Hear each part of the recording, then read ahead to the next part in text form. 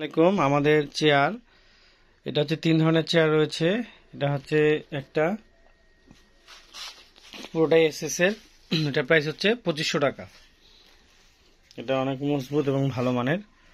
এটা 100 KG 200 KG ওজনের লোক বসলেও কিছু হবে না, 100 বছরেও নষ্ট হবে না।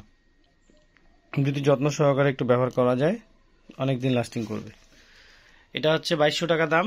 এটাও খুব ভালো, তবে এটা একটু এটার থেকে খাটো।